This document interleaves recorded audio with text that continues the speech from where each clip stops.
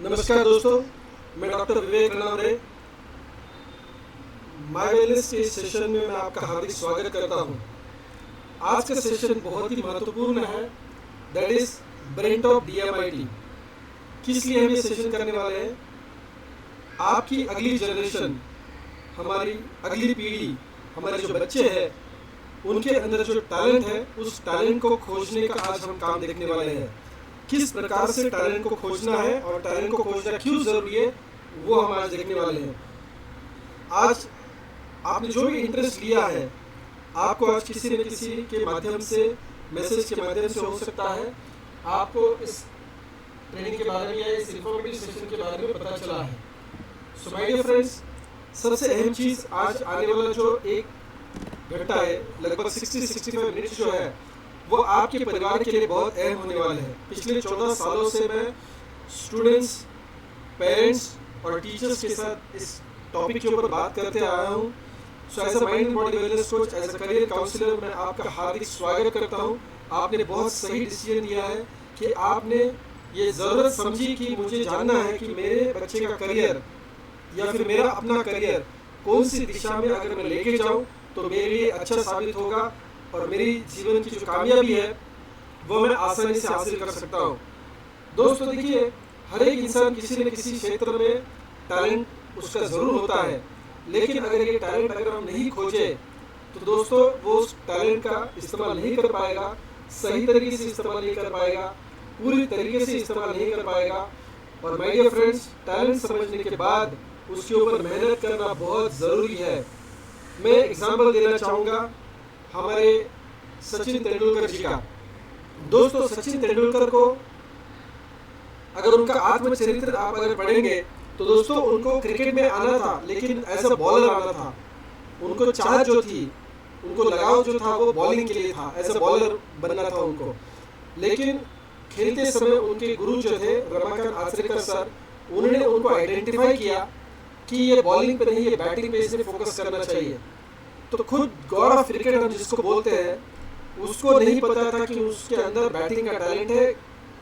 उनके कोच को आइडेंटिफाई करना पड़ा, उनके पेरेंट्स को नहीं पता था कि इसको बैटिंग के ऊपर फोकस करना चाहिए।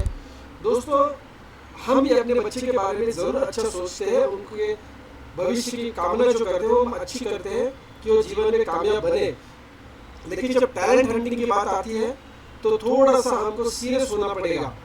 दोस्तों, अभी देखिए, सचिन तेंदुलकर को टैलेंट नहीं पता चला, लेकिन चलो उसी खेल में उनके गुरु ने बताया कि आपको बैटिंग के ऊपर फोकस करना है। उन्हें बैटिंग के ऊपर फोकस किया, काफ़ी सारी मेहनत करी और आज हम उनका मुकाम देखते हैं as a god of cricket. उनके साथ ही एक प्लेयर और खेलते थे, शायद आपको पता होगा, मिस्टर विनोद कांबली। ये भी बहुत बेहतरीन क्रिकेटर हो चुके हैं, या मैं कहूँगा कि थे। अभी दोस्तों देखिए, सचिन तेंदुलकर से भी अच्छा बढ़िया बैटिंग उनका था। लेफ्ट हैंडिंग बैट्समैन वो बैटिंग करते थे और इंटरनेशनल क्रिकेट में अगर वो आए, इसका मतलब उनको टैलेंट पता चला। उस टैलेंट के ऊपर उन्होंने मेहनत भी करी, लेकिन उस मेहनत को उन्होंने कंटिन्यू नहीं रखा और जैसे ही सक्सेस मिला दोस्तों, हवा चढ़ गई उनके सीने में या दिमाग में, बोल सकते हैं सर में हवा घुस गई और वो एडवर्टाइजिंग करने लगे और गलत राह पे चलने लगे और दोस्तों क्रिकेट से दूर गए। और आज आप सोचिए, अगर हम इन दोनों की बात करें तो सचिन तेंदुलकर आज गॉड ऑफ क्रिकेट कहलाते हैं और विनोद कांबली जो सचिन से भी बेहतर बल्लेबाज थे, बैट्समैन थे, आज वो कहीं के भी नहीं है। और आज वो क्या बोल सकते हैं कि डी एडिक्शन सेंटर जो होते हैं ना, वहाँ पे जाने के लिए भी उनके पास पैसे नहीं है। तो दोस्तों, टैलेंट का समझना एक बात है, टैलेंट समझने के बाद उसके ऊपर काम करना बहुत बहुत बहुत इम्पोर्टेंट है। सो आज हम इस चीज़ को देखेंगे। अभी मैं इसी एग्जाम्पल को थोड़ा सा और इलाबरेट करूंगा। अभी मुझे बताइए कि सचिन तेंदुलकर ने टैलेंट को समझा, उसके ऊपर काम किया और काम लगातार किया, तो सचिन का फायदा हुआ कि नहीं हुआ? ऑफकोर्स सचिन का फायदा हुआ। क्या सचिन के परिवार को फायदा हुआ कि नहीं हुआ? ऑफकोर्स हुआ। क्या मुंबई या महाराष्ट्र को फायदा हुआ कि नहीं हुआ? ऑफकोर्स फायदा हुआ। क्या पूरे इंडियन टीम को फायदा हुआ कि नहीं हुआ? ऑफकोर्स हुआ। और क्या ये पूरे विश्व को सचिन की बैटिंग की वजह से फायदा हुआ कि नहीं हुआ? यस, ऑफ कोर्स हुआ। सो दोस्तों, एक व्यक्ति का टैलेंट समझना और उसके ऊपर काम करना सिर्फ एक व्यक्ति के लिए, एक परिवार के लिए नहीं, बल्कि देश के लिए, मानव जाति के लिए भी बहुत इंपॉर्टेंट है। इतना बड़ा आज कंसेप्ट हम देखने वाले हैं। दोस्तों, विनोद कांबली का सिर्फ अकेले का नुकसान नहीं हुआ, उसकी फैमिली का नुकसान हुआ, हमारे महाराष्ट्र का नुकसान हुआ, दोस्तों हमारे देश का भी नुकसान हुआ है। आप समझिए, 2 सचिन तेंदुलकर अगर साथ में खेलते तो क्या होता। माय डियर फ्रेंड्स, इसी सीरियसनेस की वजह से आज हमको इस टॉपिक को थोड़ा सा गौर करके समझना या सुनना है। चलिए आगे शुरू करते हैं। दोस्तों, आज हमारे जो पेरेंट्स हैं उनके सामने समस्या क्या है? हमारा बच्चा पढ़ता है लेकिन मार्क्स नहीं आते। हमारा बच्चा होशियार है, एकदम इंटेलिजेंट है, लेकिन उसका फोकस नहीं है। आज उनको मोबाइल का एडिक्शन हुआ है। आज बच्चे को अगर बहुत यंग एज में ना वो अगर चिल्लाता है या रोता है या कुछ जिद करता है तो उसके हाथ में पेरेंट्स क्या करते हैं? मोबाइल थमा देते हैं और फिर आगे जाके कंप्लेन करते हैं कि बच्चे को मोबाइल का एडिक्शन लगा हुआ है। माय डियर फ्रेंड्स, ये बहुत बड़ी समस्या है। आज मेजॉरिटी पेरेंट्स को क्या 10th और 12th के बाद करना क्या है बच्चे ने आगे, कंफ्यूजन है। कभी ये लगता है, कभी वो लगता है, कभी और कुछ लगता है, किसी ने कुछ कहा, हमने कुछ सुना। दोस्तों, तो कंफ्यूजन 10th 12th के बाद क्या करें? अक्सर पेरेंट्स को ऐसा लगता है कि बच्चा कंपेयर कर रहा है बाकी बच्चों के साथ। रिलेटिव के बच्चे हो सकते हैं, हमारे नेबर्स के बच्चे हो सकते हैं, फैमिली के, जॉइंट फैमिली के बच्चे हो सकते हैं, और फिर उसका कॉन्फिडेंस लूज हो जाता है। ये हमारे पास समस्या है as a parent. Stress, anxiety, low self esteem, कंपन की भावना होती है, राइट? सो पेरेंट्स को और बच्चों का ना कम्युनिकेशन गैप है। नॉर्मल लाइफ में भी कम्युनिकेशन का गैप है, और इसी वजह से शायद वो लोग यानी पेरेंट्स टैलेंट के ऊपर फोकस नहीं कर पाते या टैलेंट को आइडेंटिफाई करने में असक्षम हो जाते हैं। चलो, हमने कुछ समस्या पेरेंट्स की देखी, वैसे विद्यार्थी की, छात्रों की भी कुछ समस्या होती है। उनके सामने एक बहुत बड़ा प्रेशर है कि मार्क्स और कंपटीशन का। दोस्तों, आज सीईटी यानी MHCET महाराष्ट्र का जो कॉमन एंट्रेंस टेस्ट होता है इंजीनियरिंग का, आज उसका लास्ट एग्जाम था और मेरी बच्ची उसमें आफ्टर 12th के एग्जाम में पार्टिसिपेट कर रही है। तो मुझे पता है कि वो पिछले 1.5-2 महीने से, क्योंकि 2 साल 11वीं और 12वीं कक्षा में वो बहुत ज़्यादा मेहनत कर चुकी है इस एंट्रेंस एग्जाम के लिए। पिछले 1.5-2 महीने से वो पूरी पक चुकी थी। मैं दोबारा रिपीट कर रहा हूँ, पक चुकी थी पढ़ के। और वो ये देख रही थी कि कब मेरा आखिरी एग्जाम होगा और कब मेरा आखिरी पेपर होगा और मुझे कब इससे छुटकारा मिलेगा। सो दोस्तों, ये मैंने पर्सनली एक्सपीरियंस किया हुआ है, आपने भी किया होगा। प्रेशर होता है, कंपटीशन का और मार्क्स का प्रेशर होता है। यस, अभी शाम को 5 बजे उसका एग्जाम खत्म हुआ, उसको मैं घर लेके आया 6:30-7 बजे। दोस्तों, तो अभी शी इज लाइक हुश, समझ पा रहे हो? तो यस, खाली ये पेरेंट्स की समस्या नहीं है, विद्यार्थियों की भी समस्या है। उनके सामने भी कंफ्यूजन है, क्या करे क्या ना करे, साइंस, आर्ट्स, कॉमर्स क्या करना है, कौन सा करियर मुझे सूट होगा, कौन सी स्ट्रीम मुझे लेनी है। चलो, इंजीनियरिंग में जाना है तो ENTC लेना है, कंप्यूटर इंजीनियरिंग लेना है, आर्टिफिशियल इंटेलिजेंस लेना है, डेटा साइंस लेना है, आर्किटेक्ट लेना है, इंटीरियर डिजाइनिंग लेना है, एरोनॉटिकल इंजीनियरिंग करना है, इलेक्ट्रिशियन, मैकेनिकल, सिविल, कौन सी सेक्टर से मैं आगे जाऊँ, राइट? उनके सामने कंफ्यूजन है। फिर कभी दिमाग काम करता है, कभी काम नहीं करता है। फिर मेरा परफॉर्मेंस तो नीचे नहीं जा रहा है, बाकी लोग तो अच्छा परफॉर्म कर रहे हैं, right? So fear of failure और फियर ऑफ जजमेंट होता है, राइट? यानी कहीं मेरा नुकसान हो जाए या फिर कहीं मैं फेल ना हो जाऊँ कंपटीशन में। मैं नहीं बोल रहा हूँ कि उसका साल बेकार जाएगा, लेकिन कंपटीशन में भी फेल होना, ये उनको फियर है। दोस्तों, अभी देखिए, पेरेंट्स की और स्टूडेंट्स की समस्या तो है, इस समस्या का हल भी हमें देखना है आज की सेशन में। और दोस्तों, अगर हम सही दिशा में मेहनत करें और बच्चे भी अगर सही दिशा में मेहनत करें तो यस, करियर का चॉइस आसान हो सकता है और वो कंपटीशन में आगे भी निकल सकते हैं। चलिए, इस कंसेप्ट को मतलब डेप्थ से समझने के लिए हमें थोड़ा कंसेप्ट और समझना पड़ेगा। काफी सारे पेरेंट्स के सामने और स्टूडेंट्स के सामने ये प्रश्न होता है कि स्कूल के बाद क्या करें। तो काफी लोग एग्जाम की राह देखते हैं और सिर्फ एग्जाम की राह नहीं देखते, रिजल्ट की भी राह देखते हैं और कहते हैं कि हम एग्जाम की बदौलत आगे का डिसीजन लेंगे, जो भी मार्क्स मिलेंगे उसके आधार पे हम डिसीजन लेंगे। कुछ पेरेंट्स या स्टूडेंट्स ऐसे भी करते हैं कि चलो इंटरेस्ट किस में है, लाइकिंग क्या है, कौन से फील्ड में स्कोप है, इसके बारे में भी सोचते हैं कि इस हिसाब से हम अपना करियर सेट करेंगे। कुछ इन्फ्लुएंस होता है रिलेटिव्स का, हमारे फ्रेंड्स, नेबर्स या रिलेटिव्स अगर किसी एक क्षेत्र में अच्छा कर रहे हैं तो उनका भी इन्फ्लुएंस हमारे सामने होता है। कि इनको अच्छा पैकेज मिला, मेरे भाई को अच्छा पैकेज मिला, या मेरे कज़न को अच्छा पैकेज मिला है, या मेरे मामा का वकालत अच्छा चल रहा है, या फिर मेरी चाची डॉक्टर है तो और उनका बहुत अच्छा चल रहा है, तो उनका इन्फ्लुएंस हमारे ऊपर होता है। तो क्या हमें ये सोच के ही डिसीजन लेना चाहिए? माय डियर फ्रेंड्स, काफ़ी सारे फैमिलीज में ऐसा होता है कि अभी हमारा जो बिजनेस चल रहा है उसी बिजनेस को आगे बढ़ाओ, उसी प्रोफेशन को आगे बढ़ाओ, क्योंकि उनको आसान जाएगा।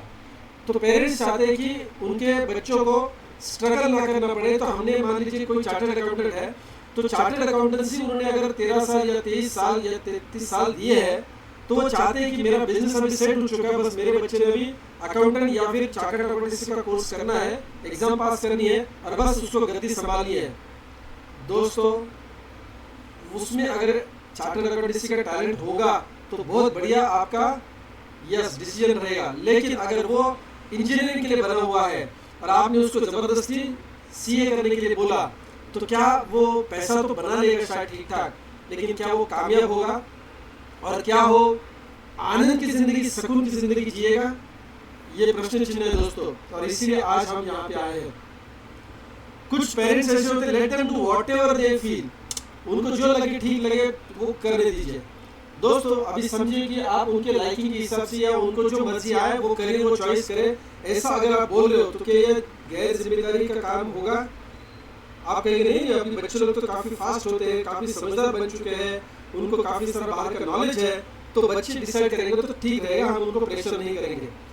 दोस्तों, मैं एग्जाम्पल देना चाहूँगा। अगर मान लीजिए आपके बच्चे ने 11वीं या 12वीं की कक्षा में उसकी फ्रेंड को घर लेके आता है, लड़की है वो, उसकी फ्रेंड है, और वो कहता है कि चलो मेरे माँ बाप के पैर छुओ, और आपको कहता है उसको आशीर्वाद दे दो, ये मेरा फ्यूचर है। हेलो, आप में से कितने ऐसे पेरेंट्स हैं जो कहेंगे ठीक है चलो उसको अभी कॉलेज वगैरह जाता है तो जान पहचान हो गई है, तो वो उसको अच्छी तरह से जानता होगा और उसकी शायद लाइफ पार्टनर यही है। क्या आप उस डिसीजन को सपोर्ट करेंगे? ट्रू हार्ट बोल रहा हूँ मैं। या फिर आप कहेंगे बेटा ये तो ठीक है, अभी मतलब इतनी कम उम्र में ये सब तू नहीं कर सकता या नहीं करना चाहिए, अभी पढ़ाई पे ध्यान दो, अभी कुछ काबिल बनो, कुछ नौकरी धंधा पे लग जाओ, फिर इसके बाद में ये सब करना ही है, शादी ब्याह तो होता रहेगा, अभी ये उम्र नहीं है, अभी तुमको समझ ही क्या है। दोस्तों, अगर वो करियर का डिसीजन ले सकता है तो गर्लफ्रेंड से लेके वाइफ तक वो अकेले डिसीजन क्यों नहीं लेगा? उसने भी तो दुनिया देखी है ना। अभी मैं बोलता हूँ यहाँ पे आपका कंफ्यूजन क्या है, या फिर आप ऐसा क्यों बोलते हो बच्चों को कि करियर के लिए आप उनके ऊपर छोड़ देते हैं और शादी ब्याह की बात आती है तो आप उसका जिम्मा उठाते हो, आप उसमें डिसीजन में बीच में आते हो। क्यों पता है? क्योंकि आपको शादी ब्याह के बारे में पता है, आपकी शादी हो चुकी है, शायद 20-25 साल गुजर चुके हैं, शादी इस संस्था को आपने समझ लिया, इस संकल्पना को आपने समझ लिया है, राइट। लेकिन करियर के बारे में आपको पता नहीं, इसलिए आपने छोड़ दिया उसके ऊपर। दोस्तों, मैं कह रहा हूँ कि छोड़ो नहीं, लेकिन क्या ये छोड़ने की जो समस्या है वो आगे जाके प्रॉब्लम में नहीं लेके जाएगी आपको? हो सकता है अभी देखो 17 साल या 18 साल की उम्र में उसने लाइफ क्या देखा है, क्या स्कोप समझा होगा, क्या इंडस्ट्री को समझा होगा, क्या मार्केट को समझा होगा।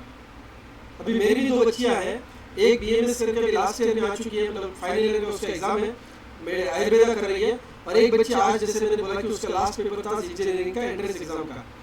सो दोस्तों, अभी मैं भी समझ रहा हूँ उन्होंने क्या दुनिया देखी है, कितनी दुनिया देखी है, तो करियर का डिसीजन हम उनके ऊपर कैसे छोड़ दें?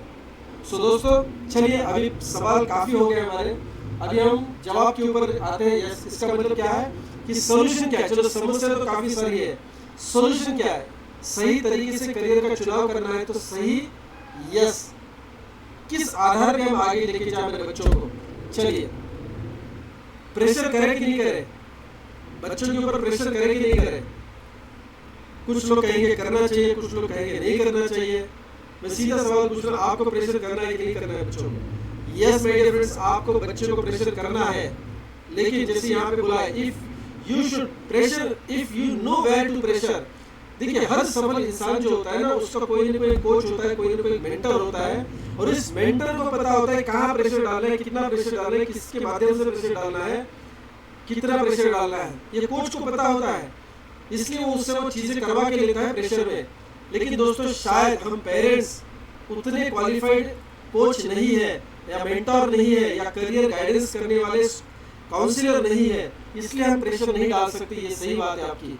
लेकिन अगर आपको पता चले कि कहाँ पे प्रेशर डालना है, कौन से सेक्टर के लिए प्रेशर डालना है, तो फिर आप डाल सकते हैं, राइट। और इसीलिए आज हम यहाँ पे आए हैं, वो समझ प्रेशर डालने के लिए नहीं मैं बोल रहा हूँ, लेकिन करियर की दिशा अगर आपको समझ में आए तो आप उसको सपोर्ट कर सकते हैं, उसको मोटिवेट कर सकते हैं। अगर समय लगे या फिर वक्त पड़े तो आप उसको प्रेशर भी कर सकते हैं दोस्तों, राइट। लेकिन सही प्रेशर होना चाहिए, तो ही प्रेशर सही है, अदरवाइज दिक्कत करेगा। और मुझे पता है कि पेरेंट्स लोग हमेशा ये कहते हैं कि सर आप थोड़ा इंटरनेट सर्फ करिए, गूगल यूट्यूब पे थोड़ा देखिए। आज सबसे ज़्यादा आत्महत्या अगर भारत में हो रही है तो वो छात्रों की हो रही है। School college going girls boys ज़्यादा से ज़्यादा सुसाइड है। यस माय डियर फ्रेंड्स, और इसीलिए शायद पेरेंट्स बोलते हैं कि बच्चे को जो सही लगे वो करे, क्योंकि जीवन से अधिक मूल्य तो दूसरी कोई चीज़ है नहीं, राइट।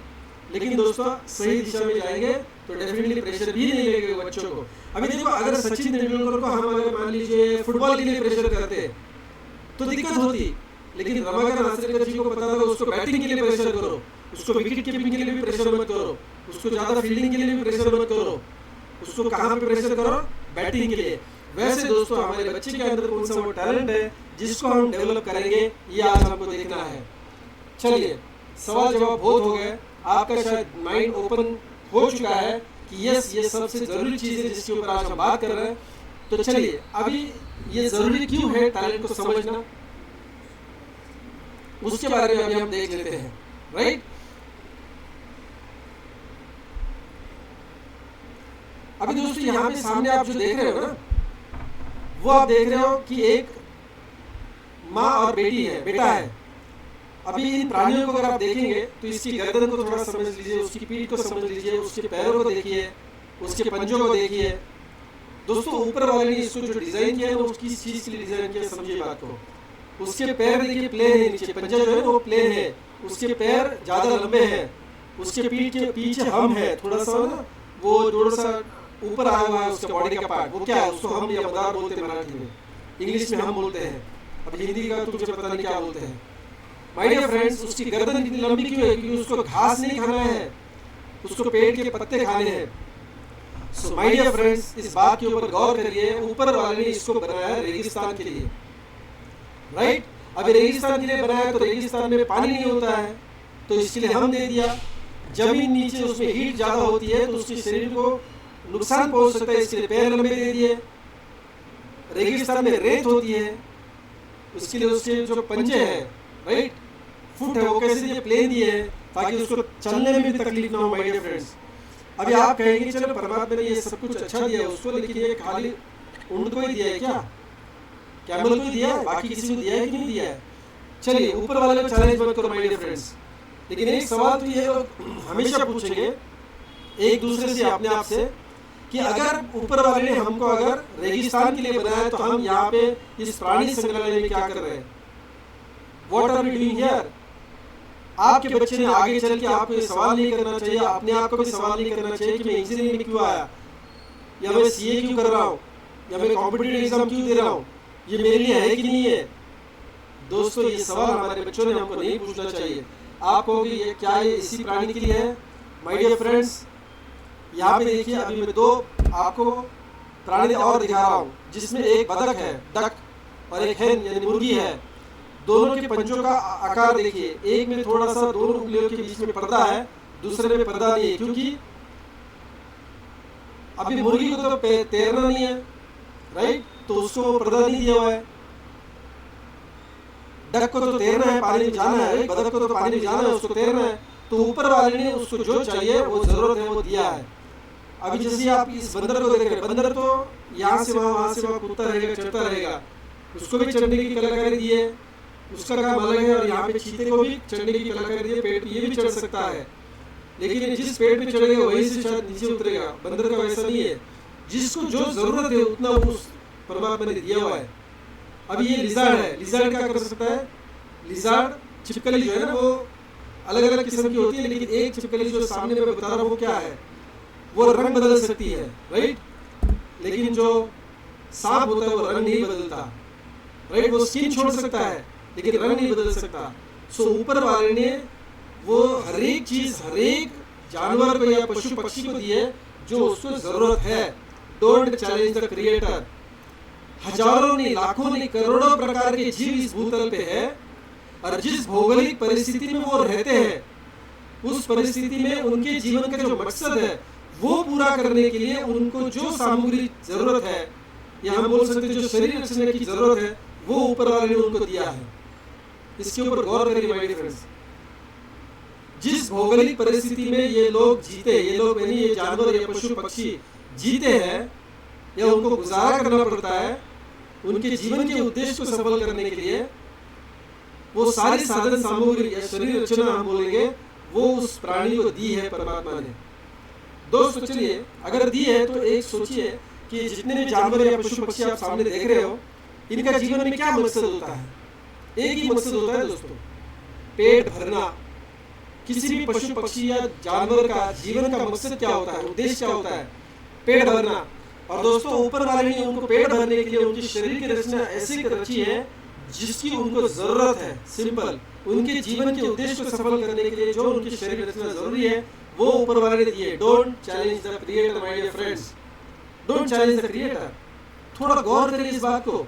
अगर थोड़ा बहुत भी आप ऊपर वाले को अगर मानते हैं, आस्तिक है नास्तिक है कोई फर्क नहीं पड़ता, लेकिन सामने जो एक्सपीरियंस आप देख रहे हो या उदाहरण देख रहे हो उसको थोड़ा समझिए। जिस जानवर को या पशु पक्षी को जो चीज जरूरत है वही परमात्मा ने दी है। मुझे एक ऐसा बतख दिखाइए जिसके 2 पंजों में वो पर्दा नहीं है, 2 उंगलियों में पर्दा नहीं है, और एक मुर्गी ऐसी बताइए जिसके उंगलियों में पर्दा है। मैं फिर से कह रहा हूं, डोंट चैलेंज द क्रिएटर। क्या आप और हम जो जन्म लिए हैं किसी उद्देश्य से लिए होंगे? तो हमारे अंदर भी परमात्मा ने कोई ना कोई क्वालिटी, टैलेंट, पोटेंशियल भरा होगा कि नहीं भरा होगा, कि जिसके आधार पे हम जीवन में सफल होंगे। ये सर इसको थोड़ा डेप्थ में समझने के लिए आप और हम क्या करते हैं और ये जानवर क्या करते हैं। दोस्तों देखिए, जानवरों का हमने पर्पस या मकसद देख लिया जीवन का, क्या है? पेट पूजा करना है, राइट? जस्ट पेट पूजा करना है और उसके लिए जीते हैं वो। और दोस्तों मैं ऐसे पशु पक्षी या जानवरों को सलाम ठोकता हूँ, उनके जीवन का जो उद्देश्य है ना उसके लिए वो हर दिन काम करते हैं। हैट्स ऑफ, हर दिन काम करते हैं माय डियर फ्रेंड्स। 2 दिन 4 दिन अगर शिकार नहीं होती है तो दोस्तों चौथे दिन या 5वें दिन वो कुंडली नहीं बताते, किसी ज्योतिष के पास नहीं जाते, वो अपना काम करते रहते। 5वें दिन भी शिकार के ऊपर चले गए, उनके शरीर में शायद ऊर्जा नहीं है, ताकत ही नहीं है, लेकिन फिर भी वो अपने जीवन का मकसद नहीं छोड़ता है। और मैं आप सबको पूछना चाहूंगा, आपको पता है कि आपके जीवन का मकसद क्या है? और डेली बेसिस पे क्या आप अपने जीवन के मकसद के लिए काम करते हैं, कार्य करते हैं? क्या कभी आपने अपने जीवन का मकसद भी खोजा है? अगर खोजा होगा तो शायद टैलेंट की तरफ आप बढ़े होंगे। अभी मकसद भी पता नहीं है, टैलेंट भी पता नहीं है, लेकिन इतना मेरा विश्वास दिलाऊंगा दोस्तों, अगर ऊपर वाले ने आपको इस धरती पे भेजा है तो कोई ना कोई उद्देश्य से भेजा होगा। आप अपने मर्जी से नहीं आए, इतना ध्यान रखिए, ना आप अपनी मर्जी से जा सकते हैं। तो दोस्तों जिसने भी भेजा है ना वो हमसे परे है, वो हमसे बहुत ग्रेट है। तो उन्होंने कोई ना कोई पर्पस से हमको भेजा, उस पर्पस को ढूंढेंगे और उस पर्पस के लिए जो जरूरत थी, जो हमारा टैलेंट है ना वो भी परमात्मा ने दिया, उसको भी खोजेंगे। दोस्तों ये जानवर या पशु पक्षी जो होते हैं वो उनके जीवन का मकसद पूरा करने के लिए अपने अगली पीढ़ी को किसी कोचिंग क्लास में या स्कूल कॉलेज में नहीं भेजते, वो खुद सिखाते हैं उनको। No need to go to school. चिड़िया को दाना चुनना कौन सिखाता है? दोस्तों शेर से अपने बच्चे को शिकार करना सिखाएगा, राइट? यानी हर जो पशु पक्षी या जानवर है वो अपने अगली पीढ़ी को कोचिंग करता है उनके जीवन के मकसद को पूरा करने के लिए। Wow, great, fantastic. और मनुष्य जाति को देखिए सब कंफ्यूजन में है। बच्चा 10वीं 12वीं कक्षा में आया फिर भी कंफ्यूजन है। अभी शायद 10-20 साल करियर के बन चुके हैं हमारे, हम आगे करियर में निकल चुके हैं, अभी भी हमको पता नहीं, गारंटी नहीं कि हम जो कर रहे हैं वो सही कर रहे हैं कि नहीं कर रहे। हेलो, हम बुद्धिमान प्राणी है। हेलो, हमारी समझ सारे जानवरों से थोड़ी परे है, बढ़िया है। हमारा मानसिक विकास हुआ है, भावनिक विकास हुआ है, बौद्धिक विकास भी हुआ है, लेकिन उस बौद्धिक विकास के जैसा हमें व्यवहार भी करना है दोस्तों, राइट? चलिए, अभी यहाँ पे आप कुछ इंडिविजुअल्स देख रहे हैं, यस, ओके।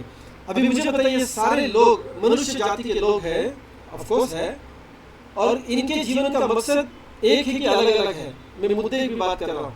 सारे जानवरों का मकसद पेट पूजा है। जितने भी जानवर आप जानते होंगे सिर्फ पेट पूजा है। और मैं कुछ अगल बगल में अड़ोस पड़ोस में रहने वाले जानवरों की भी बात कर रहा हूँ। जिसको अपने जीवन का मकसद सिर्फ पेट पूजा करना है, ऐशो आराम की जिंदगी जीना है, बस पापी पेट का सवाल संभालना है, जानवरों से कोई अलग नहीं है उनका कार्यक्रम। दोस्तों बात समझिए, अपने सामने जो आप इंडिविजुअल्स देख रहे हो, जो लोग यहाँ पे देख रहे हो, वो कामयाब इंसान है, सर नो। और इन हर एक व्यक्ति का जीवन में मकसद अलग अलग अलग अलग अलग अलग है। गहरे से समझ। मदर टेरेसा का मकसद अलग है, मोहनदास करमचंद गांधी का मकसद अलग था, शाहरुख खान का मकसद अलग है, सचिन तेंदुलकर का अलग है, पंतप्रधान जी का अलग है, जाकिर हुसैन साहब का अलग है, मुकेश अंबानी का अलग है।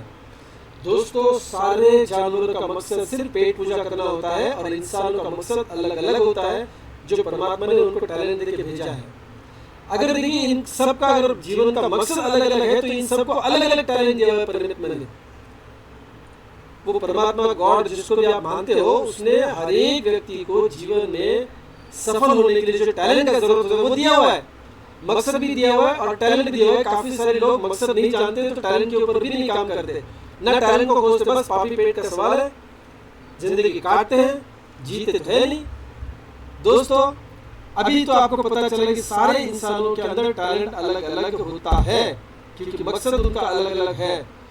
और दोस्तों ये मकसद पूरा करने के लिए ये स्पेशल गिफ्ट है ना, जो हमको कहाँ से मिला है, परमात्मा से मिला है, राइट।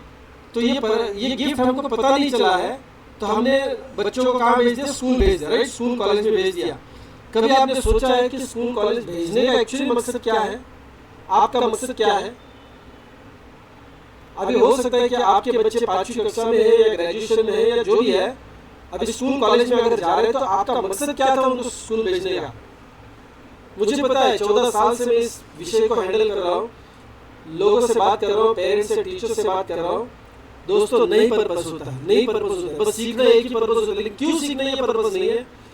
मैं शिक्षा के खिलाफ नहीं हूँ, लेकिन उद्देश्य के खिलाफ हूँ। क्यों सीखना है वो उद्देश्य क्लियर नहीं है। और मेजॉरिटी जो विद्यार्थी छात्र जो है ना, वो ऑफ ट्रैक जो हो जाते हैं ना, गलत रास्ते पे जो चले जाते हैं ना, या पढ़ाई ठीक से नहीं करते, उनको एक ही चीज़ है, डिफेक्ट क्या पता है, they don't know why they are studying. तो बच्चों को फोकस क्लियर करना बहुत जरूरी है, उनका टारगेट उनको दिखाना बहुत जरूरी है माय डियर फ्रेंड्स। और ये आमतौर पे हमने जिस स्कूल में बच्चों को भेजा है, राइट, वो स्कूल एक्चुअली कैसे काम करता है देखिए। फिर आपको, मैं स्कूल के खिलाफ नहीं हूँ, मैं पेरेंट्स के खिलाफ हूँ, उनके समझ के खिलाफ हूँ। पेरेंट्स के खिलाफ मतलब उनका जो सोचने का तरीका है स्कूल को या कॉलेज को देखने का, वो थोड़ा सा मुझे सही नहीं लग रहा है। हो सकता है कि आपका सही, लेकिन आपके अगल बगल में देखिए काफी सारे लोग हैं जिनका सही नहीं है। अभी एजुकेशन सिस्टम में ये जो विद्यार्थी आप सामने देख रहे हो, छात्र जो है, जिसमें कौवा है, बंदर है, पेंगुइन है, हाथी, गधा बिधा, काफी सारे मछली बहुत कुछ है। दोस्तों ये सामने शिक्षक भी देख रहे हैं ना आप, ये उनका इंटरनल लेने वाले हैं, लेकिन यहाँ पे मुझे आपको एक राज की बात बतानी है।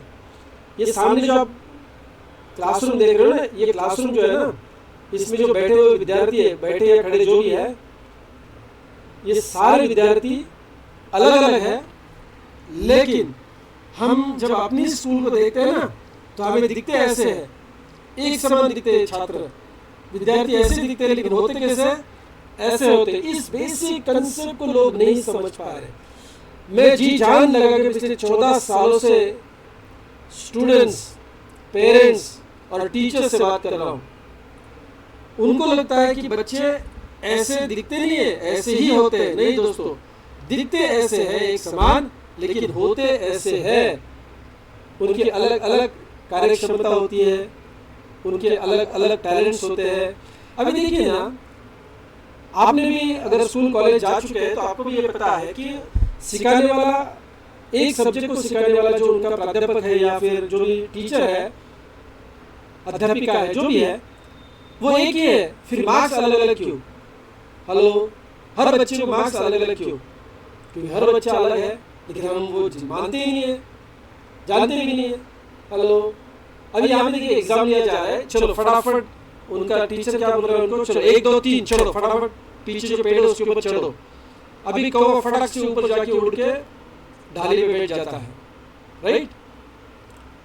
बंदर फटाफट फटाफट ऊपर चढ़ जाता है। अभी पेंगुइन पेड़ तक तो जाएगा, ये बाकी सारे लोग यानी जानवरों की बात कर रहा हूँ, ये सारे पेड़ तक तो पहुंच गए, लेकिन क्या ऊपर चढ़ सकते हैं? नहीं ना, ऐसे ही हमारे बच्चे के साथ हो रहा है क्या? थोड़ा गौर करिए। अल्बर्ट आइंस्टाइन क्या बोल रहे हैं? इफ यू जज a fish by its ability to climb a tree, it will spend its entire life believing it is stupid. अरे हमें एक ही तराजू पता है, हम तोलते कैसे? मार्क्स कितने मिले, तोलते कैसे? मार्क्स कितने मिले। अरे हर एक के लिए मार्क्स नहीं होते भैया, मैं मार्क्स के खिलाफ नहीं हूँ, लेकिन अगर आप मछली की अगर इम्तिहान ऐसे ले रहे हो कि चलो पेड़ पे चढ़ के दिखाओ, तो पूरी जिंदगी वो अगर ट्राई करेंगे, प्रयास करेंगे, तो क्या होगा?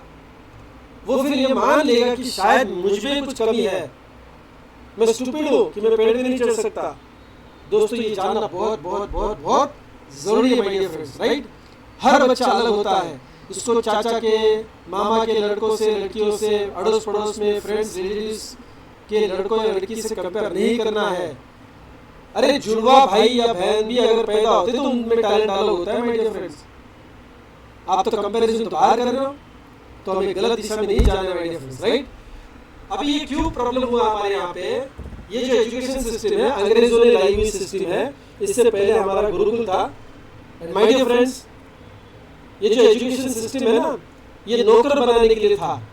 यस, नौकरी, क्योंकि उनको नौकर चाहिए थे ब्रिटिशर्स को, राइट? अभी तक बेवकूफ़ी है हमारी कि हम अभी तक इसी सिस्टम में लगे पड़े हैं।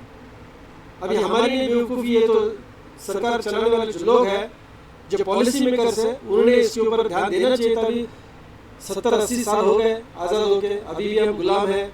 इंग्रेज जो भी अंग्रेज करके गए ना, उसके गुलाम अभी भी हैं हम। माय डियर फ्रेंड्स, पहले गुरुकुल शिक्षा पद्धति कैसे थी? एक परिवार के सदस्य थे ये 5 पांडव, लेकिन युधिष्ठिर को धर्म का ज्ञान दिया गया, भीम को गदा चलाने का ज्ञान दिया गया, अर्जुन को, आप समझिए बात को, अलग अलग ज्ञान दिए गए क्योंकि उनके टैलेंट्स अलग अलग थे। नकुल सहदेव को तलवार का दिया, राइट? धनुष बाण का किसको दिया? अर्जुन को दिया। एक ही कुटुंब परिवार के सदस्य हैं, उनको कोचिंग ट्रेनिंग अलग अलग मिला हुआ है। इतना बढ़िया हमारा गुरुकुल सिस्टम था। और अभी एक परिवार के सारे परिवार की एक ही शिक्षा ले रहे हैं।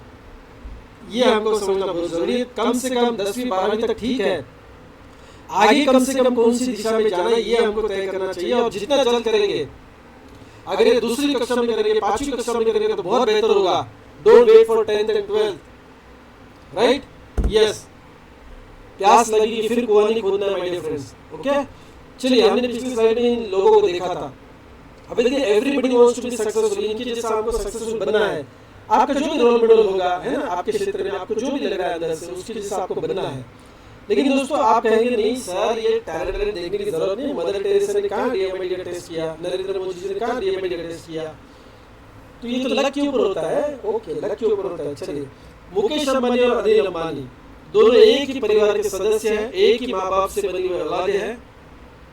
मुकेश अंबानी शायद पैसे गिनने बैठे तो उम्र निकल जाएगी, और अनिल अंबानी के पास तो खाने के वादे हैं, उनकी सारी कंपनियां बैंकरप्ट हो चुकी है। एक ही परिवार के सदस्य, एक ही माता पिता के बेटे दोनों, लेकिन टैलेंट अलग अलग है। फ्रेंड्स, इस बात के ऊपर गौर करना, लगभग कुछ नहीं होता है, ओके? ये इनबॉर्न टैलेंट, क्वालिटी, पोटेंशियल जो परमात्मा ने दिया, उसको अगर हमने सही तरीके से इस्तेमाल किया, करते रहे तो ही कामयाब हो सकते हैं। सो लगभग के ऊपर नहीं भरोसा करना दोस्तों, 10वीं 12वीं तक नहीं रुकना कि हम फिर डिसाइड करेंगे। जल्द से जल्द हमको कम उम्र में ही उनका टैलेंट समझ में आना चाहिए बच्चों का, ताकि हम उसको अच्छी तरीके से डेवलप कर सकें। So yes, you are right, inborn talent, quality, potential के आधार पे ही एक इंसान जीवन में कामयाब होता है। और ये inborn talent, quality, potential unique होता है, क्योंकि ये हमारे परमात्मा की हम क्या है, यस, सबसे अच्छी भेंट वस्तु है, या टैलेंट हमारे गिफ्ट है। यस और no? Greatest gift of God on earth my dear friends. So ऊपर वाले ने हमको जन्म से ही दिया हुआ है, राइट? जिसको हम इनबॉर्न बोल सकते हैं। माय डियर फ्रेंड्स, आप सोचते होंगे फिर ये इसको बाहर कौन निकालेगा या फिर इसको पहचानेगा कौन? अगर सचिन तेंदुलकर को कुछ तो नहीं पता था, राइट? रमाकांत आचरेकर सर जी को उनको बताना पड़ा कि तुम बैटिंग के ऊपर फोकस करो, तुम्हारा बैटिंग अच्छा है। हमारे बच्चों का रमाकांत आचरेकर कहाँ पे है? वेरी सिंपल, मेरा सवाल है, ये जिम्मेदारी किसकी है? Parents, teachers, friends, well wishers, कौन है? कौन जिम्मेदार है उनका टैलेंट पहचानने के लिए? टीचर खुद जो नौकरी कर रही है, काफी सारे टीचर्स ऐसे होते हैं सिर्फ वो जॉब जल्दी मिलती है इसलिए नौकरी कर रहे हैं, उनको आना था नहीं आना था पता नहीं। कुछ लोग सिर्फ पैकेज के पीछे पड़े होते हैं, खुद का टैलेंट उनको पता नहीं है, पैसे के पीछे पड़े हुए हैं, राइट, या कोई रिलेटिव कर रहे हैं इसलिए उस फील्ड में गए हैं। कोई कोई लोग बोलते नहीं इस सिटी में अच्छा कॉलेज है यही है और मेरे घर से नज़दीक है तो बाहर जाने की जरूरत नहीं, जो मिला वहीं पे एडमिशन ले लेते हैं। तो हम शिक्षा को हम काट रहे हैं, जैसे जिंदगी काट रहे हैं वैसे शिक्षा को हम काट रहे हैं, कैसे भी करके खत्म करो दोस्तों। नहीं, ये बहुत इंपॉर्टेंट टॉपिक है कि देखिए आप इंजीनियरिंग 4 साल में बाहर आ जाओगे करके, लेकिन 40 साल जीना है उस इंजीनियरिंग के माध्यम से। आप मेडिकल करोगे 5.5 साल, लेकिन अगले 30-40 साल उस मेडिकल के या मेडिसिन प्रोफेशन में रहना है ना। एग्रीकल्चर 3-4 साल का हो सकता है, आपको 6 साल का हो सकता है, पूरी जिंदगी भी तो बितानी है, ऐसा नहीं कि सिर्फ कॉलेज के लिए जरूरी है दोस्तों। इसके बाद हम क्या कर रहे हैं वो ज़्यादा इंपॉर्टेंट है। तो उसी प्रकार से हम इसको क्या करेंगे, आइडेंटिफाई करेंगे दोस्तों। ज़्यादा कंफ्यूजन में नहीं डालूंगा आपको, ना हम किसी रिलेटिव के बारे में सोचेंगे ना समझेंगे, ना हम किसी हमारे बड़े भाई छोटे भाई, राइट, हमारे ताता फुआ मामा, इन सब को हम नहीं देखने वाले दोस्तों। हम देखने वाले बच्चे के अंदर टैलेंट क्या है, और वो देखेंगे DMIT के माध्यम से, यानी डेमोग्राफिक्स मल्टीपल इंटेलिजेंस टेस्ट। हमारे ब्रांड का नाम है brain top DMIT। Brain top मतलब ब्रेन में क्या टॉप है उस चीज को खोजे, उसी को और डेवलप करें दोस्तों, राइट, यस। अभी ये किस आधार पे हम बोल रहे हैं, किस आधार पे, इस पर्सन को आप इंटरनेट पे सर्च कर सकते हैं, प्रोफेसर हार्वर्ड गार्डनर। ये यहाँ का प्रोफेसर नहीं है, हार्वर्ड यूनिवर्सिटी का प्रोफेसर है, दुनिया के सबसे प्रभावशाली विचारवंत जो बोलते हैं ना, इन्फ्लुएंशियल थिंकर्स, पहले 100 जो है ना इसमें इनका नंबर आता है। और इन्होंने पूरे विश्व को थियरी दी है, multiple intelligence theory, multiple intelligence. और ये ऐसे वैसे इंसान नहीं है, नोबेल प्राइज विनर है, 21 बार 21 टाइम्स 21 बार PhD कर चुके हैं दोस्तों अलग अलग विषयों में। सो इतने बड़े इंसान ने मल्टीपल इंटेलिजेंस थियरी हमको दी है। उस थियरी में इन्होंने क्या दिया है कि बच्चे का इंटेलिजेंस, किसी भी व्यक्ति का इंटेलिजेंस हम पहचान सकते हैं, और जो सबसे ज़्यादा इंटेलिजेंस है उसके आधार पर करियर का चुनाव करें, उनके लिए आसान भी हो जाएगा और पैशन के लिए कर पाएंगे, आनंद से कर पाएंगे। देखिए अगर आपको उर्दू नहीं आती है और मैं अभी उर्दू की बात करना शुरू करूँ, या फिर चलो उर्दू भी बहुत दूर की बात है, मैं अभी अगर प्रेजेंटेशन अंग्रेजी में लेना चालू करूँ, ऐसा नहीं कि अंग्रेजी आपको आती नहीं है, लेकिन थोड़ा सा डिफिकल्ट जाएगा। मैं आपको नीचा नहीं दिखाने की कोशिश कर रहा हूँ, समझाने की कोशिश कर रहा हूँ कि जो चीज़ आपके अंदर नहीं है, अगर मैं बंगाली में अभी आप प्रेजेंटेशन करूँ, गुजराती में करूँ तो चलेगा। ऐसा नहीं कि कभी आपने गुजराती या बंगाली थोड़ी बहुत नहीं सुनी है, लेकिन जो थोड़ी बहुत सुनी है ना उसके आधार पर आपको मजा नहीं आएगा। ठीक उसी प्रकार दोस्तों परमात्मा ने जो टैलेंट थोड़ा बहुत दिया है उसके आधार पर आगे मजा नहीं आएगा। ऐसा नहीं बोल रहा हूँ कि आप पेट नहीं पाल सकेंगे अपना, या गुजारा नहीं हो जाएगा, सिर्फ गुजारा हो जाएगा, कामयाब नहीं बनेंगे, आनंद की जिंदगी नहीं जिएंगे मेरे फ्रेंड्स। और ये DMIT टेस्ट में जो हार्वर्ड गार्डनर बताते हैं ना क्या क्या चीजें बताएंगे, देखो, इंटेलिजेंट क्वेश्चन, इमोशनल क्वेश्चन, ये 2 ही क्वेश्चन शायद हमको अभी तक पता थे, मुझे भी 14 साल पहले ये 2 ही पता थे। बीइंग अ ट्रेनर, मैं पिछले करीबन 20-22 साल से मैं ट्रेनिंग कोचिंग कंसल्टेंसी कर रहा हूँ, फुल फोकस करके करीबन पिछले 16-17 साल से कर रहा हूँ दोस्तों। अब बात को समझिए, ट्रेनिंग फील्ड में होने के बावजूद भी हिप्नोथेरेपी में पिछले 20 साल से कर रहा हूँ, मेरा PhD क्लिनिकल हिप्नोथेरेपी हुआ है, राइट, काउंसलिंग काफ़ी सारे मैंने कोर्सेज किए हैं। फिर भी मुझे जब तक DMIT पता नहीं चला तब तक मुझे ये एडवर्सिटी क्वेश्चन क्या होता है, क्रिएटिव क्वेश्चन क्या होता है, विजनरी क्वेश्चन क्या होता है, ये नहीं पता था। मैं ऐसा नहीं बोल रहा कि मैं एकलौता ही इंसान, मतलब थोड़ा एक्स्ट्राऑर्डिनरी ऐसा नहीं बोल रहा हूँ मैं, या मैं बहुत होशियार हूँ, ऐसा नहीं। मुझे बोलना क्या है, काफ़ी सारे लोग हैं जिनको एडवर्सिटी क्वेश्चन क्यों देखना ये भी पता नहीं है, क्रिएटिव क्वेश्चन देखना होता है कि नहीं देखना होता है, क्यों देखना होता है ये पता नहीं है, विजनरी क्वेश्चन नहीं पता है। अभी इसके बारे में डिटेल में अभी नहीं बात करेंगे, रिपोर्ट में बात करते हैं। काउंसलिंग की हमारी वीडियो सीरीज है। जिस व्यक्ति ने आज आपको यहाँ पे इनवाइट किया है उनको आप माय वेलनेस नेचर क्योर का एप्लीकेशन का लिंक मांगिए, फ्री ऑफ कॉस्ट। उसमें से जो कंटेंट है DMIT के बारे में वो सब देखे और पढ़े भी, समझ लीजिए इस बात को, बहुत डीप साइंस है, राइट।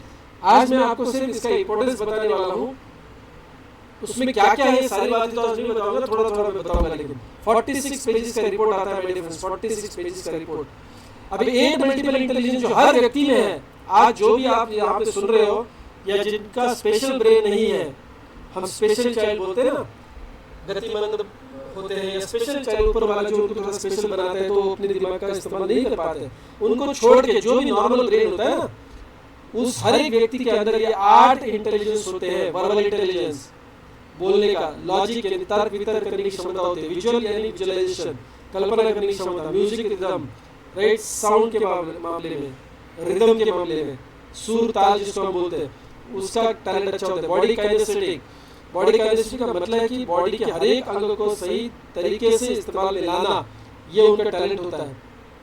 इंटरपर्सनल का मतलब होता है कि लोगों में जाना, लोगों में घुल मिलना, लोगों से काम करवा के लेना, लोगों को लीड करना, ये इंटरपर्सनल होता है।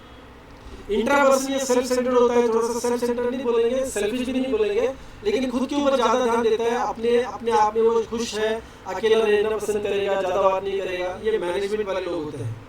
और इंटरपर्सनल लीडरशिप वाले लोग होते हैं। सिंपल डीपर हम तो रिपोर्ट में जरूर बात करते हैं इसके ऊपर। अभी naturalistic, my dear friends, naturalistic यानी इनको थोड़ा सा नेचर का ज्यादा लगाव होता है। नेचर सबको अच्छा लगता है माय डियर फ्रेंड्स, क्योंकि सब ये होता है, लेकिन अगर उसमें ये ज्यादा है तो ऑफ कोर्स वो गुम हो जाएगा नेचर के साथ, राइट। अभी ये 8 इंटेलिजेंस सब में है, तो हमें देखना क्या है इसमें। अगर सब लोगों में ये 8 इंटेलिजेंस है तो हार्वर्ड गार्डनर में ये सब थ्योरी देके फायदा क्या है दोस्तों। इसमें से जो 3 इंटेलिजेंस टॉप में रहेंगे आपके, 2 या 3, उसके ऊपर आपको फोकस करना है, करियर उसमें बनाना है, राइट। इसलिए हमको ये 8 भी समझना बहुत जरूरी है। जो आप माय वेलनेस नेचर क्योर का जो एप्लीकेशन है, राइट, उसको देखने के बाद आपको पता चलेगा कि इसका चुनाव हम कैसे करते हैं, आगे करियर का सेटिंग भी कैसे करते हैं।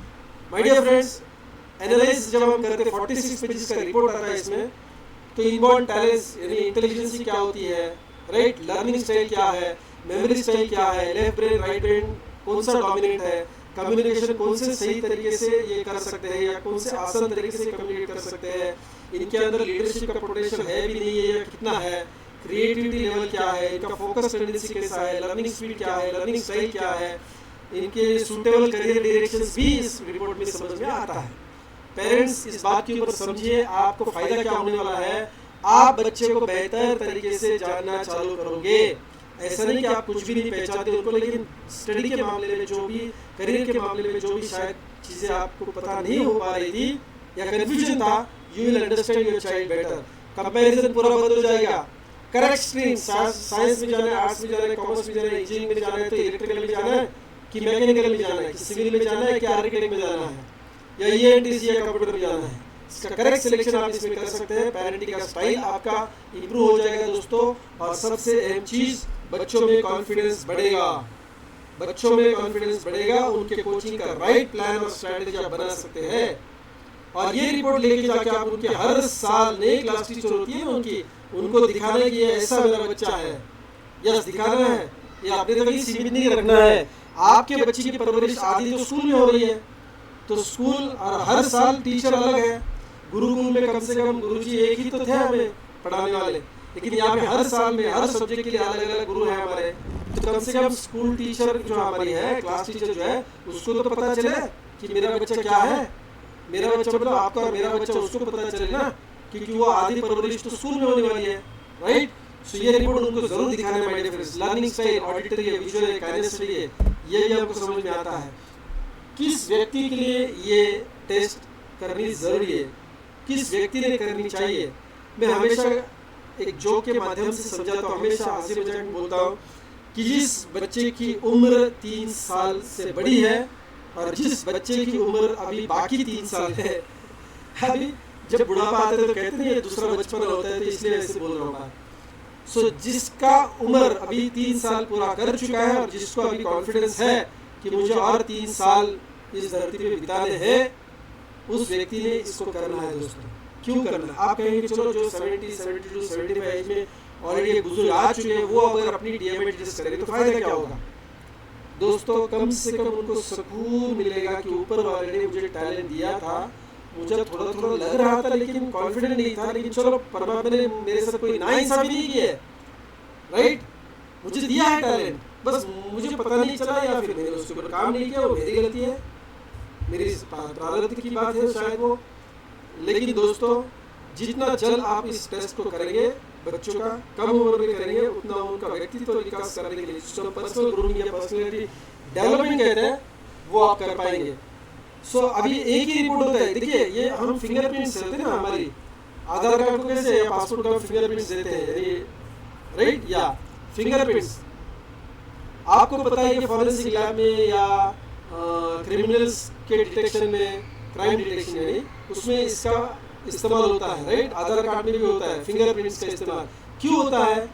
क्योंकि वो यूनिक है और बच्चा यूनिक होता है, इसके जैसा कोई नहीं होता है दोस्तों। So that is the first indication, और ये साइंटिफिक बेसिस पे हम इनकी टेस्ट करा रहे हैं दोस्तों। रिपोर्ट एक ही होगा कि फिंगरप्रिंट्स कभी लाइफ में नहीं बदलते, रिपोर्ट एक ही होता है, लेकिन हर उम्र में उसका एप्लीकेशन चेंज हो जाता है। हर उम्र में उस रिपोर्ट का एप्लीकेशन चेंज, जैसे कि मान लीजिए एकदम टॉडलर जैसा एज है, 4-5 साल के दरमियान का एज है, 6 साल के दरमियान का एज है, तो उनकी परवरिश कैसी करनी है, राइट, वो आप इस रिपोर्ट से पहचान पाएंगे। उनको सिखाना कैसे, वो आप इस रिपोर्ट से समझेंगे। थोड़ा चिल्ड्रन की एज में जब आते हैं, राइट, टीनेजर से पहला 12 साल की उम्र तक, तो व्यक्तिगत विकास के साथ साथ उनका पढ़ाई के ऊपर फोकस भी आप कर पाएंगे। सही तरीका कौन सा है पढ़ने का, सीखने का, राइट, रिवीजन करने का, राइट, पढ़ाई के माध्यम कैसे आपको अमल में लाने हैं, ये सारी चीजें जो इसको आप लर्निंग स्टाइल बोल सकते हैं, टीचिंग स्टाइल भी बोल सकते हैं। यस, ये फायदा होगा। और मान लीजिए और थोड़े बच्चे बड़े हो गए, 10वीं 12वीं के दरमियान अगर आते हैं तो उनका करियर सिलेक्शन बहुत इंपॉर्टेंट होता है। अभी यहाँ पे पर्सनैलिटी डेवलपमेंट काफी नहीं होता है, यहाँ पे क्या है, करियर का सिलेक्शन। तो यहाँ पे करियर का सिलेक्शन के लिए इस रिपोर्ट का फायदा होगा। साइड कौन सी सिलेक्ट करनी है, और बाद में आगे चल के थोड़ा हमारा एक्सपीरियंस बढ़ने के बाद हमको नौकरी करनी है या बिजनेस में आना है, मैनेजमेंट में जाना है, लीडरशिप क्वालिटी के सामने मुझे काम करना है, राइट, तो मेरे टैलेंट के आधार पे मुझे प्रोफेशन भी सिलेक्ट करना है, जॉब करना है कि नहीं करना है, मैनेजमेंट वाला जॉब करना है कि मार्केटिंग वाला जॉब करना है। यहाँ तक आपको एडल्ट स्टेज में इस रिपोर्ट के माध्यम से पता चलेगा माय डियर फ्रेंड्स, राइट। तो हर साल की उम्र में आपको ये रिपोर्ट करना ही है, मतलब ऑफकोर्स जिंदगी में एक ही बार करना है, लेकिन करना है माय डियर फ्रेंड्स। अभी रिपोर्ट अगर आपको निकालना है तो करना क्या पड़ेगा, वेरी सिंपल प्रोसेस है। जैसे आधार कार्ड के लिए हम अपने उंगलियों के निशान देते हैं ना, फिंगरप्रिंट देते हैं, वैसे 10 उंगलियों के निशान देने हैं। 10 से 15 मिनट लगते हैं उंगलियों के निशान लेने के लिए। उसके बाद 3 दिन के बाद हमारा रिपोर्ट जनरेट होता है, हिंदी, मराठी और इंग्लिश। यस, रिपीट कर रहा हूँ, हिंदी, मराठी, इंग्लिश, तीनों में से जो लैंग्वेज में आपको चाहिए उस लैंग्वेज में आपको मिलेगा। और उसके बाद वीडियो के माध्यम से आपका काउंसलिंग भी होगा। हमारी रिकॉर्डेड वीडियो सीरीज है, उस रिकॉर्डेड वीडियो सीरीज के माध्यम से आप जिंदगी भर वो वीडियोस देखेंगे और रिपोर्ट को और बेहतर हर बार और बेहतर समझेंगे, और आप खुद अपने बच्चों का काउंसलर बनेंगे। हमारा टारगेट है दोस्तों, मैंने कुछ साल पहले टारगेट लिया था कि पेरेंट्स को ही हम काउंसलर बनाएंगे। चलिए वो प्रोफेशन में आए नहीं है, दूर की बात है, वो प्रोफेशनली काउंसलिंग करे कि नहीं करे मुझे पता नहीं, लेकिन कम से कम अपने बच्चों का तो वो काउंसलर बनने चाहिए। और पूरे 10,000 का जो कोर्स था वो मैं पेरेंट्स लोगों को सीधा लैंग्वेज में मार्केटिंग के लिए बेचता था। ये सब कुछ मेरा वो कंटेंट है। लेकिन आज यहाँ पे जो भी लोग DMIT में एनरोल करने वाले हैं उनको वो 10,000 रुपए वाले कोर्स की फीस देने की जरूरत नहीं है। यस माय डियर फ्रेंड्स, वो सारा मैंने माय वेलनेस नेचर के उनकी फैमिली के लिए ओपन किया हुआ है, यानी आप फ्री उस सबको कोर्स का जो कंटेंट है उसको देख सकते हैं और अपने रिपोर्ट को भी समझ सकते हैं। गूगल प्ले स्टोर पे ये एप्लीकेशन अवेलेबल है, या फिर आपको जिस व्यक्ति ने आज यहाँ पे बुलाया है उसके माध्यम से आप क्या करेंगे, समझ लेंगे कि कैसे ये डाउनलोड करना है, वो आपको लिंक भी प्रोवाइड करेंगे। ओके, तो फ्री कंटेंट में जाके आप इसको आजमा सकते हैं। इसके बाद दोस्तों बात आती है कि चलिए ये तो हम करेंगे, 3 दिन में रिपोर्ट आएगा, वीडियो भी देखेंगे, लेकिन इसकी कॉस्ट क्या है? कॉस्ट बहुत ज्यादा है, 5,000 रुपया, बहुत ज्यादा रखी हुई है, 5,000 रुपया। आज का एग्जाम्पल अगर मैं बताऊं दोस्तों, आज हमारे पंढरपुर के अखलूस के एक बहुत बड़े लीडर थे जो मुंबई के माध्यम से, मतलब मुंबई से होके उनके गांव की तरफ जाने वाले थे, और मुझे उनसे बात करनी थी और उनको भी मुझसे बात करनी थी। हम काफी बार तो फोन पे बात कर चुके थे, लेकिन आज वो मुझे मिलना चाहते थे पुणे में आने के बाद, या ऑफिस में या कहीं पे भी। लेकिन दोस्तों आज मेरा प्राइम फोकस क्या था? आज मैंने धंधा बाजू में रखा। आज मैंने कोई प्रैक्टिकल मेरे बिजनेस की बात, आज अभी ऑफकोर्स घर आने के बाद ऑफकोर्स मैं अभी बिजनेस कर रहा हूँ मेरा, हाँ चलिए, मैंने व्हाट्सएप के माध्यम से, फेसबुक के माध्यम से कोई कंटेंट बनाना है, जो ऑनलाइन मुझे जो करना था वो तो मैंने किया, लेकिन प्रैक्टिकली किसी व्यक्ति को मुझसे, आज लीडर को मुझसे बात करनी थी, मैं नहीं कर पाया, आमने सामने नहीं बात कर पाया। यानी ये बिजनेस में मेरा थोड़ा बहुत नुकसान नहीं पकड़ सकते आप, राइट? ओके, अभी मान लीजिए वहाँ पे जितने भी पेरेंट्स आए थे ना, जितने भी बच्चे, आज हजारों की संख्या में वहाँ पे बच्चे लोग, अभी चलिए यहाँ की बात नहीं करते, पूरे भारत में, चलो पूरे भारत की चलिए करते, क्यों नहीं करेंगे, पूरे भारत में जेईई के एंट्रेंस एग्जाम में 15.5 लाख बच्चे बैठते हैं, और कम से कम 50-60% बच्चों के दोनों माँ बाप, मतलब दोनों बाप, माता जी और पिताजी दोनों ही आते हैं बच्चे के लिए, पूरा दिन सेंटर के बाहर बैठते हैं। मैं भी बैठ चुका हूँ 4 बार, यस, मैं भी आज भी बैठ चुका हूँ, पूरा दिन सेंटर के बाहर बैठा हूँ, राइट? उसको लेके जाना, लेके आना, गाड़ी से लेके जाना। कुछ लोग अभी दूर गांव से आए थे, कोई 70 किलोमीटर से आया था, कोई 150 किलोमीटर से आया था एग्जाम देने के लिए, तो उनको लॉस करके भी रहना पड़ रहा है। दोस्तों, सिर्फ बच्चों को इम्तिहान तक लेके जाना और लेके आने के लिए भी 5-10 हज़ार रुपये खर्च हो जाते हैं। लेकिन जिस एग्जाम के लिए हम जा रहे हैं, वो एग्जाम हमारे लिए सही है क्या, वो सेक्टर सही है क्या, वो इंजीनियरिंग मेरे लिए सही है क्या, वो मेडिकल मेरे लिए सही है क्या, वो एग्रीकल्चर मेरे लिए सही है क्या, इंजीनियरिंग में जा रहे हैं तो कौन से फैकल्टी में जाना है, ये पहचानने के लिए 5,000 रुपया बहुत ज्यादा रकम रखी है हमने, बहुत ज्यादा रखी है। शायद इसके लिए आपको तो लोन लेना पड़े। आजकल के माँ बाप तो मतलब एकदम छोटी रकम आईफोन के लिए खर्च करते हैं अपने बेटे के लिए, या OnePlus ले लेते हैं अपने बच्ची के लिए, क्योंकि वो बड़ी हो गई, 8वीं-9वीं कक्षा में आ गई, सारे बच्चों के पास, उसके फ्रेंड्स में उसके मोबाइल है, तो इसको भी चाहिए तो दे दिया। तो छोटे मोटे खर्च, छोटे खर्च आप करते हो, मोबाइल लेना, पैड, आई टैब लेना, टैब लेना, है ना, छोटे खर्चे होते हैं ना, 25,000 का फोन दिया, 50,000 का लैपटॉप लिया, राइट? छोटे खर्चे करते हैं। लेकिन बड़ा खर्चा जो रिपोर्ट के लिए कर रहे हैं 5,000 रुपया, ये थोड़ा बहुत ज्यादा होता है, या आई अंडरस्टैंड, ये सबके लिए ज्यादा होता है। आप समझ पा रहे हैं?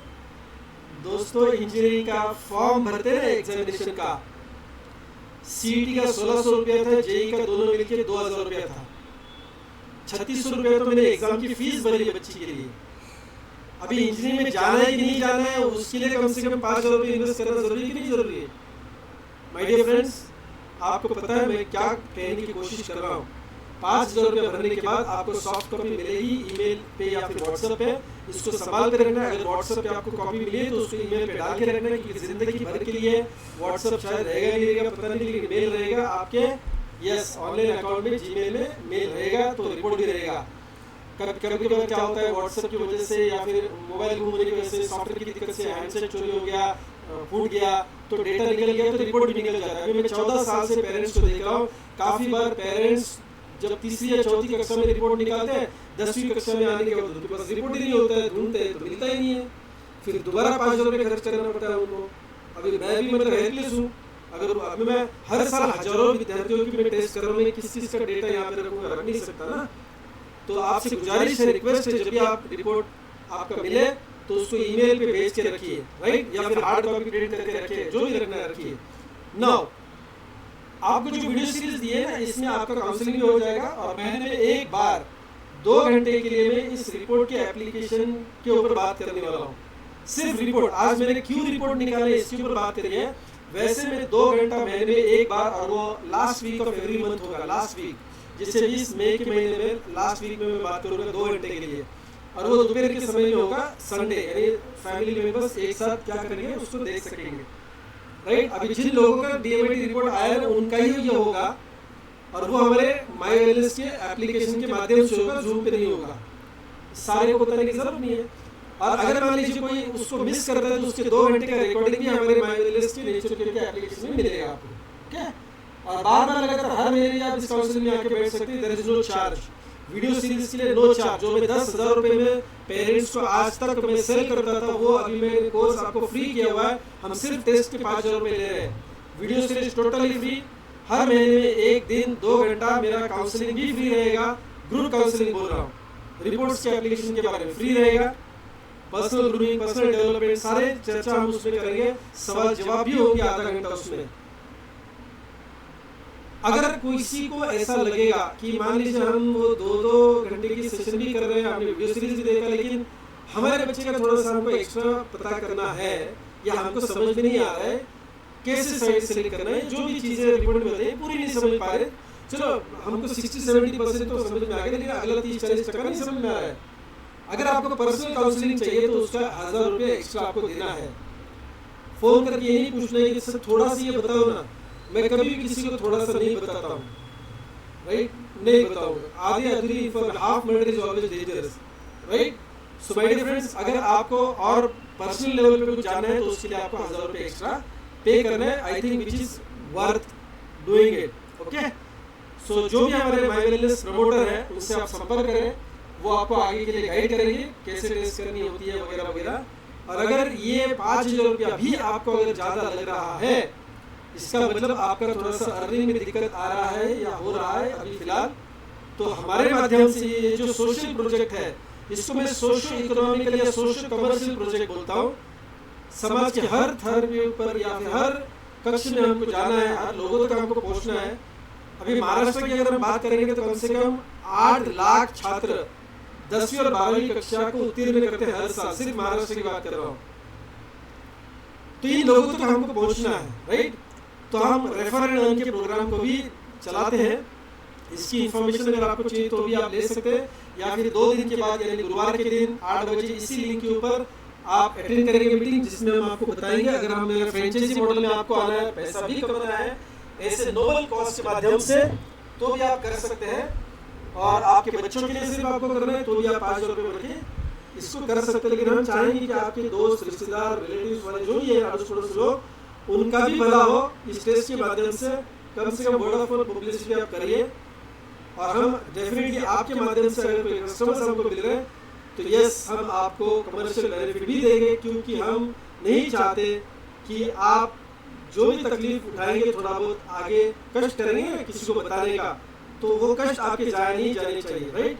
तो माय वेलनेस प्रमोटर जो भी है हमारे, उनसे आप संपर्क करें और उनके माध्यम से आपको समझ में आएगा कि आगे कैसे बढ़ना है, आपके बच्चों का मार्गदर्शन कैसे करवा के लेना है। Thank you very much my dear friends. हमारे जो एजुकेशन सिस्टम है जिसके माध्यम से हम लीडरशिप डेवलपमेंट प्रोग्राम्स और पूरे एजुकेशन सिस्टम चलाते हैं माय वेलनेस नेचर के लिए, that is 1 star education system. Once again, myself, Dr. Vivek Ranaway, your mind and body wellness coach and career counselor दोस्तों, थैंक यू वेरी मच। हम आज बराबर 55 मिनट में खत्म कर चुके हैं दोस्तों। पिछले कुछ दिनों से मैं आपका थोड़ा ज़्यादा समय ले रहा था, इसकी वजह ये थी कि हम सब नए थे, ये कंसेप्ट आप तक पहुँचना था। सो अभी हम 1 घंटे से ऊपर डेफिनेटली कोई भी मीटिंग कंडक्ट नहीं करेंगे। हर संडे मीटिंग होगा माय वेलनेस नेचर केयर का अवेयरनेस प्रोग्राम, मतलब निःशुल्क उपचार के माध्यम से, प्राकृतिक चिकित्सा के माध्यम से तंदुरुस्त कैसे होना है, हर बीमारी से छुटकारा कैसे पाना है, इसके ऊपर ही हम बात करते हैं, धंधे की बात नहीं करते हैं। हर मंगलवार हम बच्चों के करियर के लिए बात करते हैं, जैसे आज बात करिए।